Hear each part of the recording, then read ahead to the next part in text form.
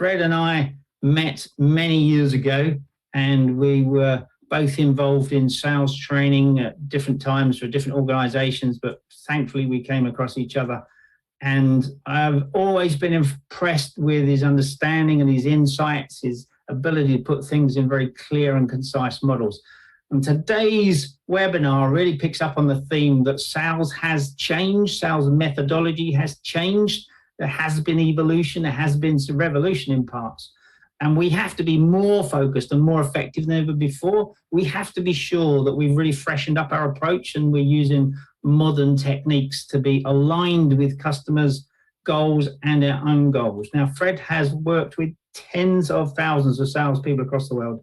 He's made a huge difference to people's approach in modern selling.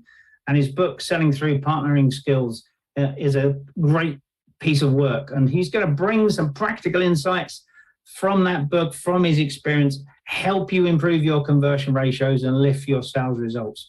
So please pin your ears back and listen to Fred. Over to you, Fred. Brilliant. Thank you so much, Bob. That's a very, very flattering introduction. So I am going to also keep an eye on the chat. I will tend to pick up on questions and deal with those at the end. Though if I do pick on something I'm not going to say, I will try and call it out. So keep those things moving. I'm not going to say what I did once on the webinar was that I think my job's a bit like an Apache helicopter pilot because I'm trying to look in different places at once. Yeah, I wasn't actually overdoing that. I just think it's more important to try and help salespeople get better. So yeah, there we go. If you could pop into chat whereabouts you are. Someone's just put 26 degrees Celsius. I don't know where you are. I'm getting a bit jealous there. So right, so I'd also put them there on the West Cork, and they're probably not at 26 degrees Celsius. So no, brilliant. Keep stuff going into chat. Yeah, please comment as we're going along. It makes me feel less than I'm just talking to myself. Ilva, Jimenez, Kiddy, lovely, lovely, lovely. Good. Warwick, Clinrow, Kampala. How cool. How cool. So, yes, so as Bob says, my name is Fred Copestake. Sometimes, and Bob knows this from when we were working back, my name would get confused for chopstick, cupcake, soapflake, and all of these. It is Copestake. And I am founder of Brindis, which is a sales training consultancy. And yeah, he's right. Over the last 22 years, I've been around the world 14 times. Worked in 36 countries and trained over 10,000 salespeople. And that's been a real honor, been a real privilege. And what it's also helped me do is to understand what are the challenges that people have in sales. In whatever sector, whatever country, they can be boiled down to some key ones.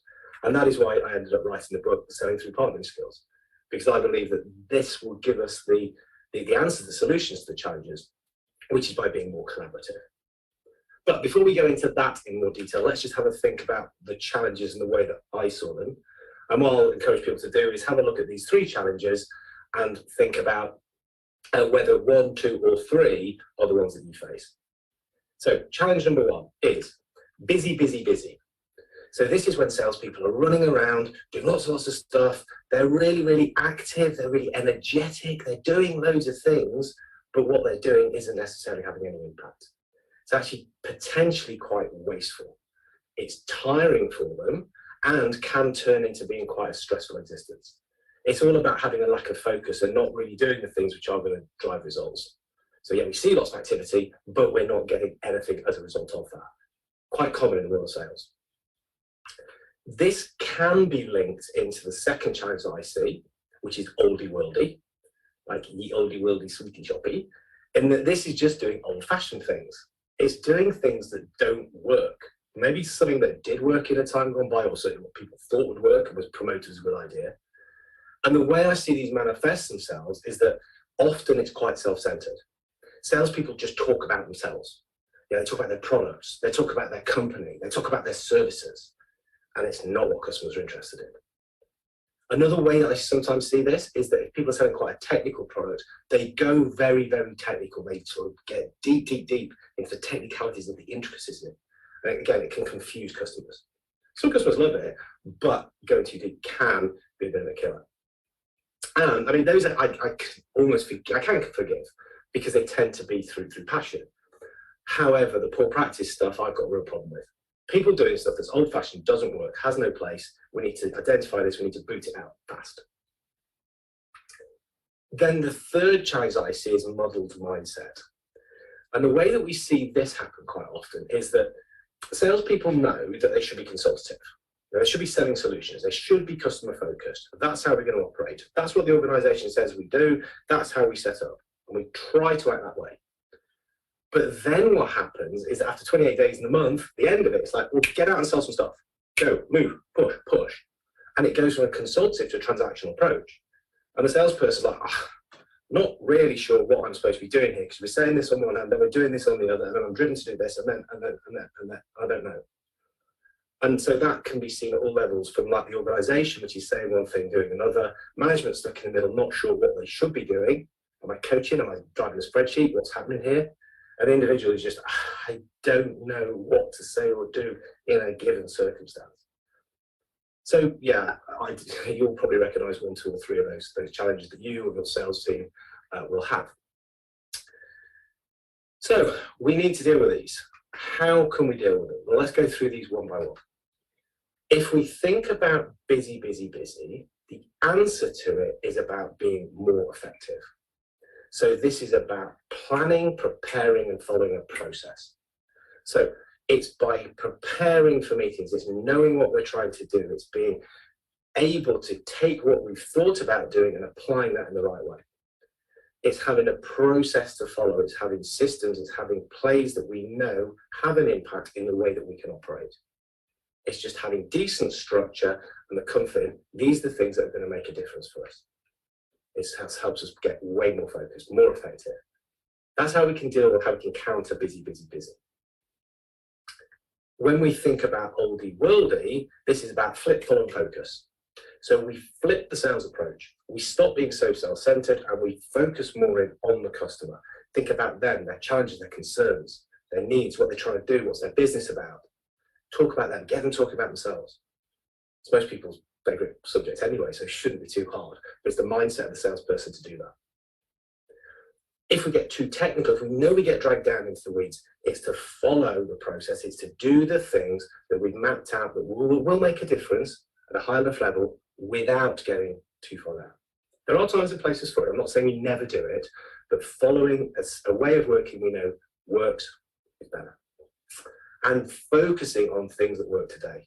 Sales is changing at pace. There are lots of things which we need to do now, which can be based on what happened in the future, in the past, in the future. But we've got to keep an eye on the future and where we need to go with selling. I think that sales is changing faster than ever before, and I do get worried that some salespeople could get left behind.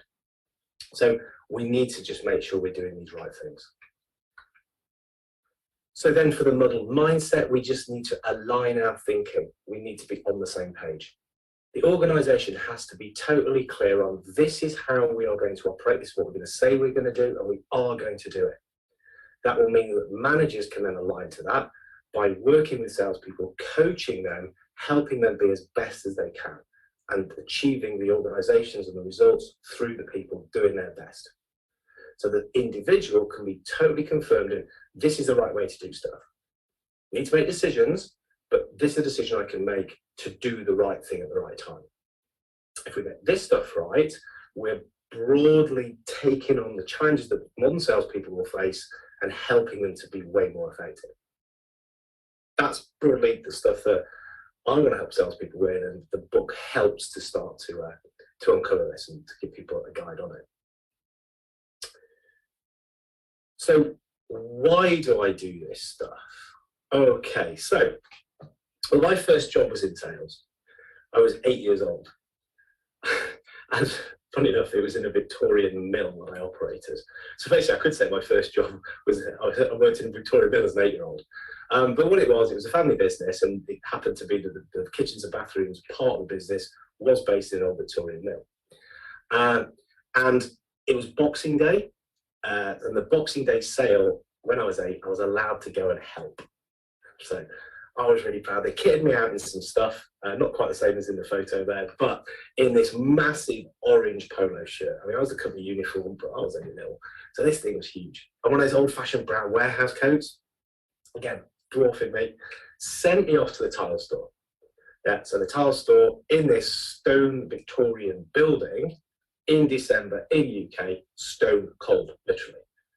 But there I was with these boxes of tiles, helping people choose them, taking the remnants away, putting a little chit in, off they went. I was having a brilliant laugh. I didn't realise I was selling, but yeah, I was talking to people, I was helping them do something, and I was having fun with it. And yeah, that's kind of where I did start to fall in love with sales. I thought, again, didn't know what it was, but that kind of commercial world, that's something that I've always followed. All my education has been that, always worked in some kind of sales role. And then, so for the past 20 odd years, it has been working and developing salespeople. Yeah, I've got a growth mindset. I love working with people who've got a growth mindset. That's what I want to do. And I'm finding it increasingly difficult to work with people who've got a fixed mindset. I'm just having, maybe because I'm getting older, I get more aware of time, but it's just like, I haven't got time to try to change you and help you when there's other people here that can develop and get better. So maybe that's a function of me, but yeah, if someone else has got a growth mindset, I will work with them and I will do stuff to help them become the best they possibly can. And if it's around the world of sales, I'm all over it. And you know, I believe everyone lives by selling something anyway. Everybody does to some way, shape or form. So again, I will try and help across all spectrum. I will tend to work in B2B complex sales. That's my sweet spot. But you know, anybody who needs help, I work with the local university to help students understand what selling is, because I believe sales skills are life skills. But broadly, it's B2B complex sales with a mantra of good people doing good things in a good way. If we can get that right, we can really make a difference. So good salespeople have got to be good at what they do. They've got to have good intention. They've got to do the right things, right time, right place. And you know, we'll make the world a better place. So sales is evolving. And I kind of mentioned that already, and I think the speed of change is huge. And I find evolutions and kind of things that have gone on before fascinating. And I like the history of selling and some of the things that have gone, because we can take stuff from the past. It's not all about having brand new shiny things. But certainly what I did in the book was try to take the things that I believe still work and package them into a modern way of working, being more collaborative. So if we look at those evolutions, we can say some of the things that, hey, look, this is still good. Let's not bin it. Let's not throw the baby out with the bathwater. So let's do a little tour of the eras. I'll go back to the 50s. Yeah, so 50s, post-war. One of the things that I kind of like about the evolution of sales is they do reflect the era. And if you think about the 50s, it was rebuilding, it was about being more effective, it was about process. So sales training and the way that sales looked at things was having a good, solid process. So tried and tested ways, a good methodology to do time and time again, stuff that would make a difference. Oh, absolutely. You know, we want that. I've mentioned it already. We would build things around frameworks, around processes. We're not trying to reinvent the wheel every time. But yeah, 50s got plenty to offer us. Still.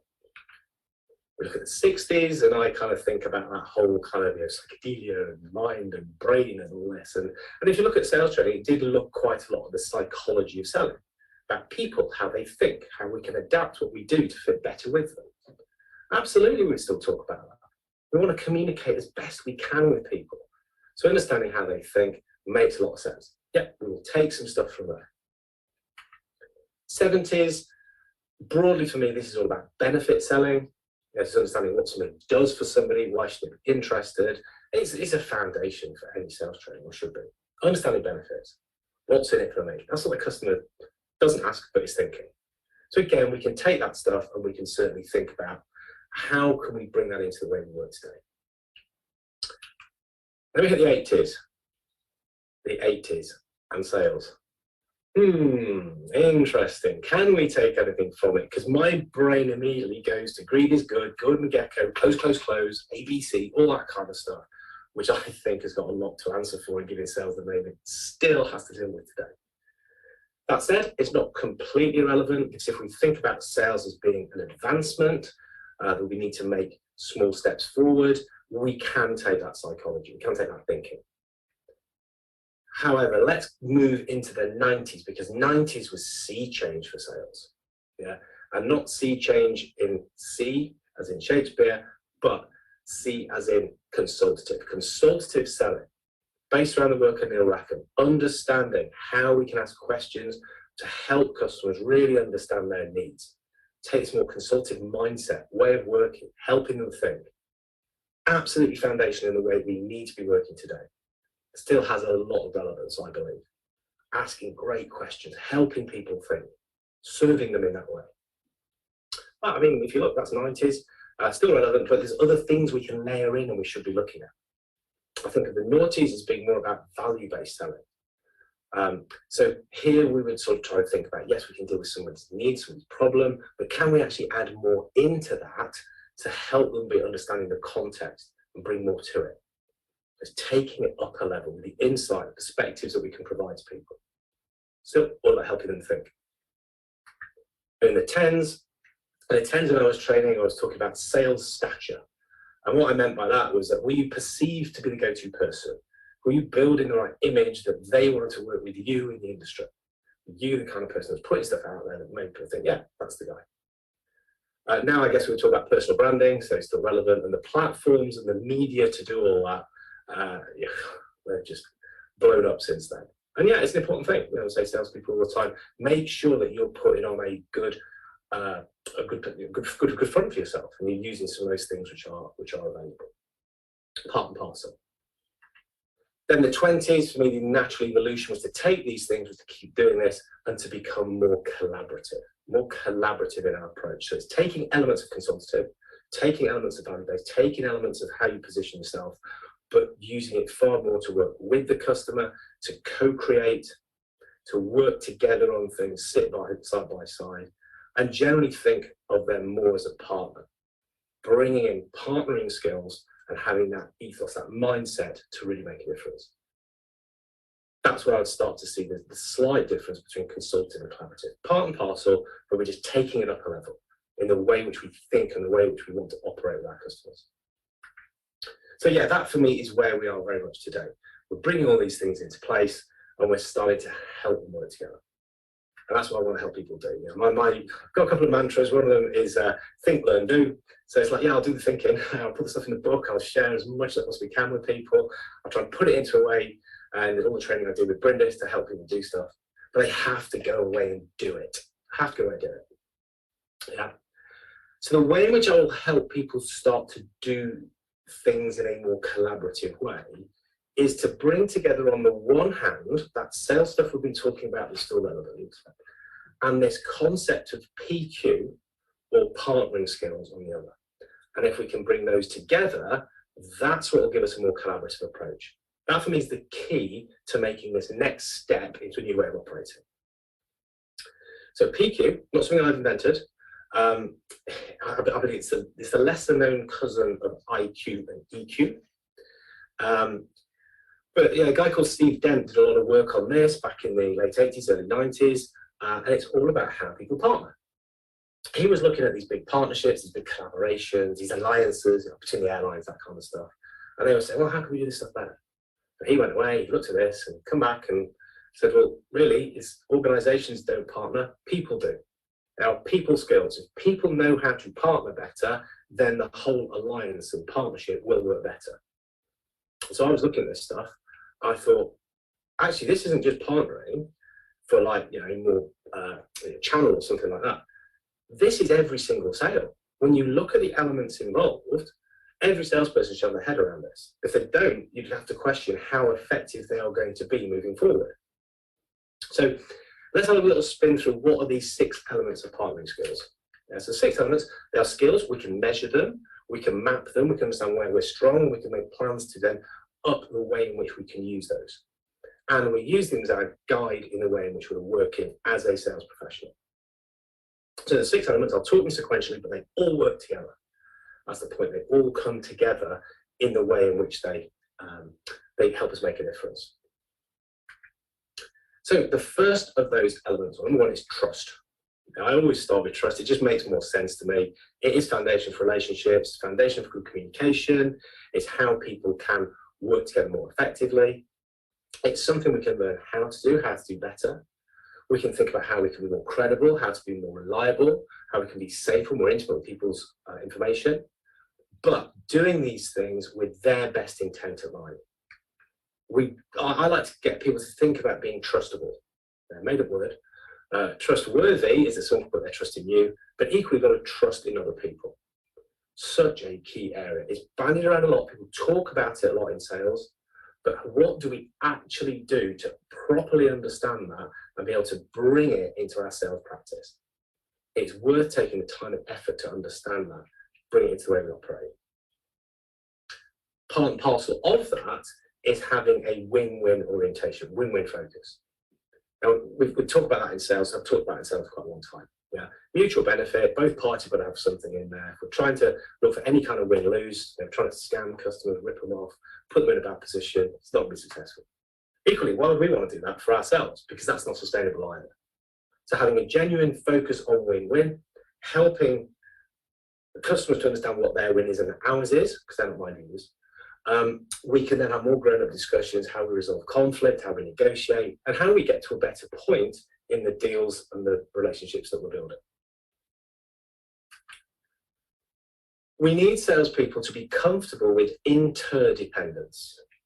A bit of a myth, I think, that salespeople are independent creatures that go out doing their own thing. We know that lone wolf sell can be effective, but isn't the best. But yeah, to be more interdependent for me just makes sense. So as a salesperson, my success is my customer's success. And equally, it's unlikely I'm going to help achieve that all on my own. I've got my own team to bring in. I've got their team to bring in. We need to be interdependent of each other.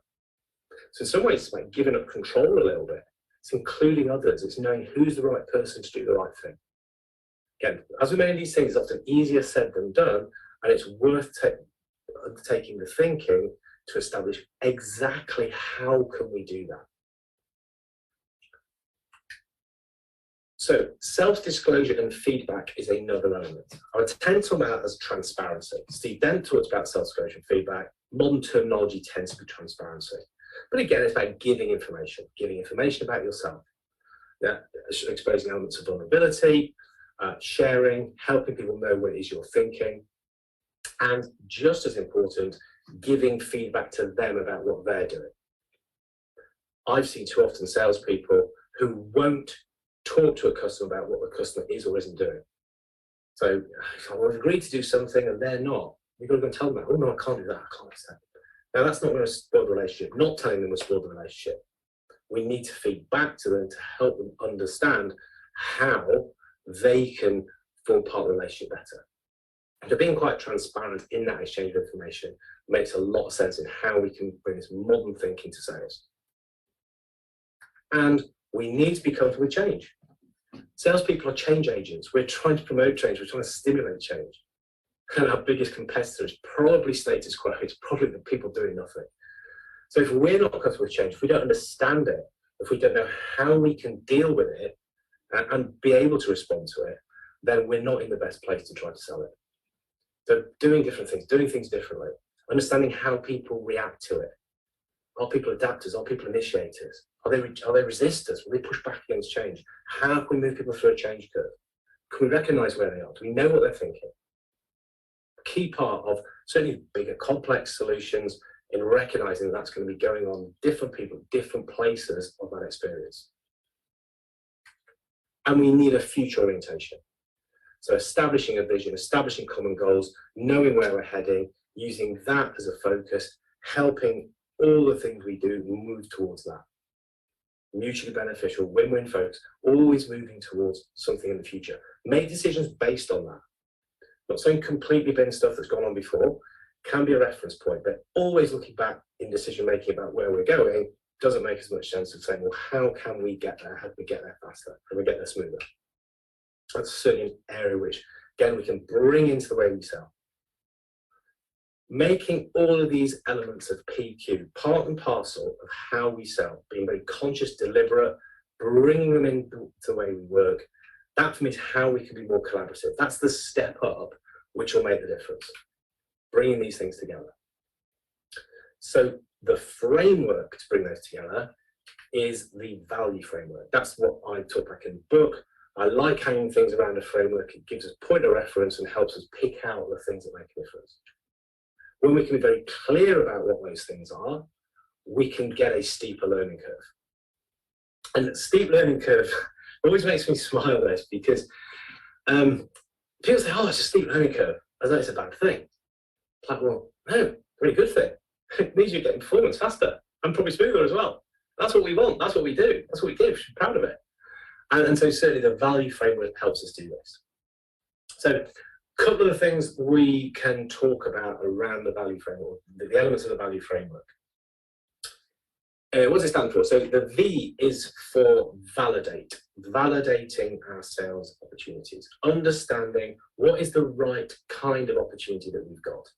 So in some ways it's like qualification of old, but I would like to bring more into that to have more of a qualitative approach to it as well, thinking about the actual potential for partnership within that. How does the other party respond to that? It takes two to tango, and we need to take that into account. Might be a brilliant opportunity on all other elements, but if they don't want to work together, if they're not going to help you to collaborate, is that really as good an opportunity for that time and effort as we might think?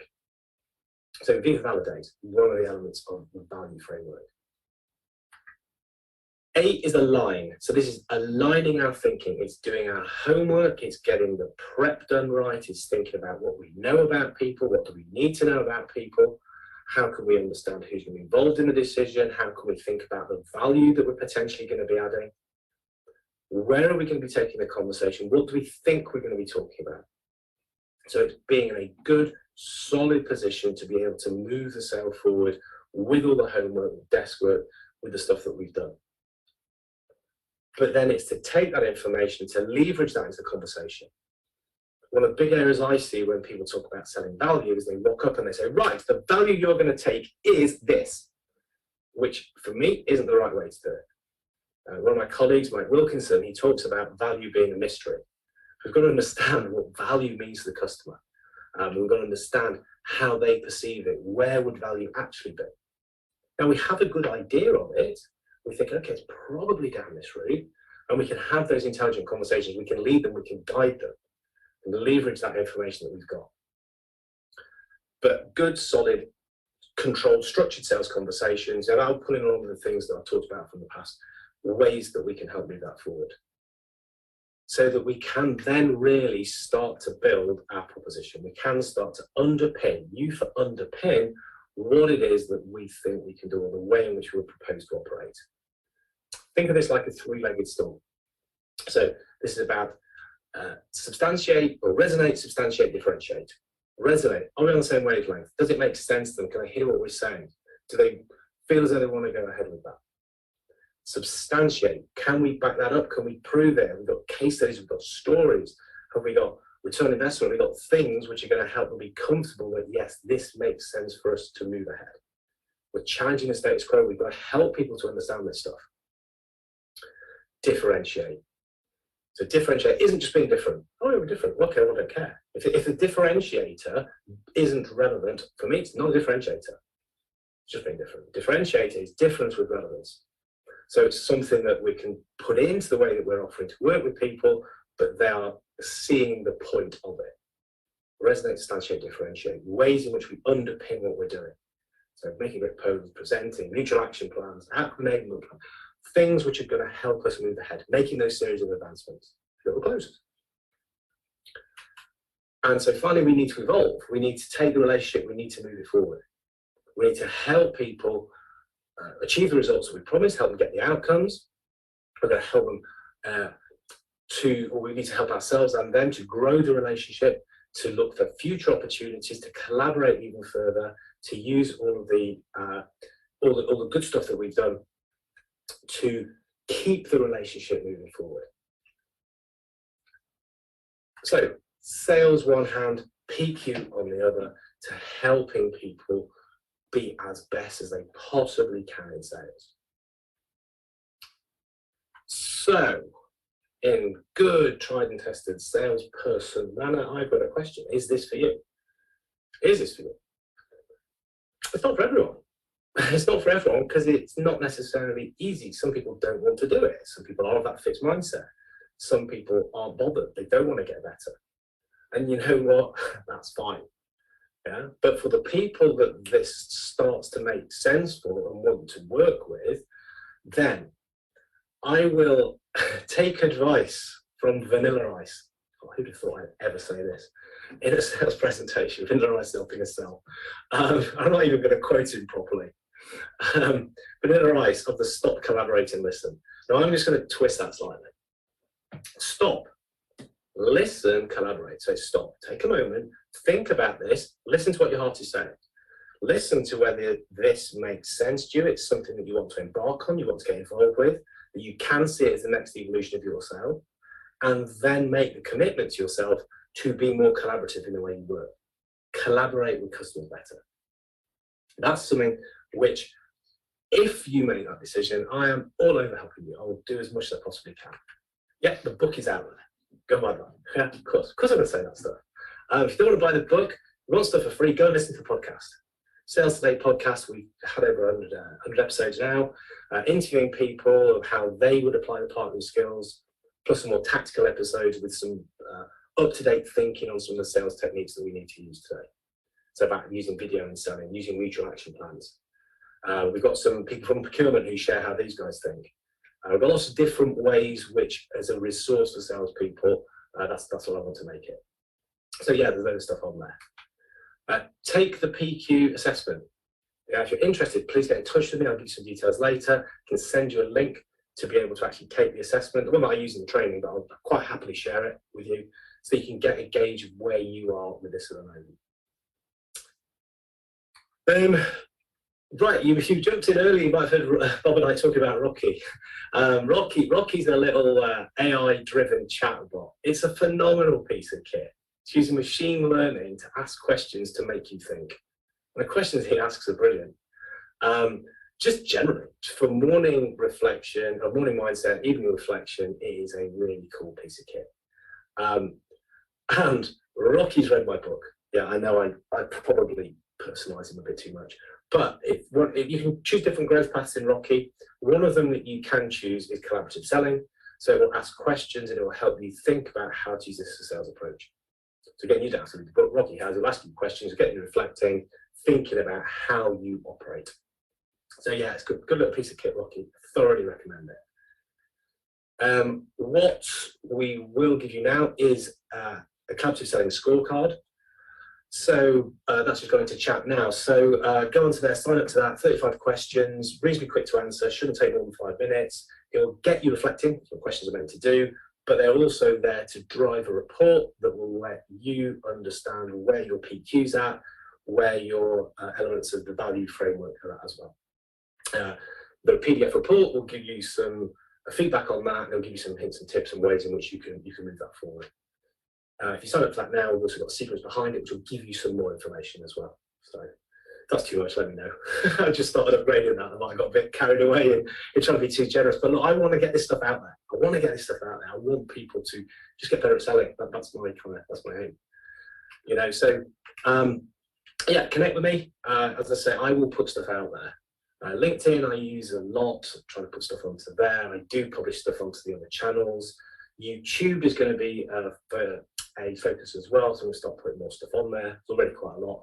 I think to make it work better, and that's where I'm going to put my latest bits of thinking on there. So you can also access podcast on that too, so you can see some of the stuff that we're talking about, particularly some of the beginner selling stuff makes sense.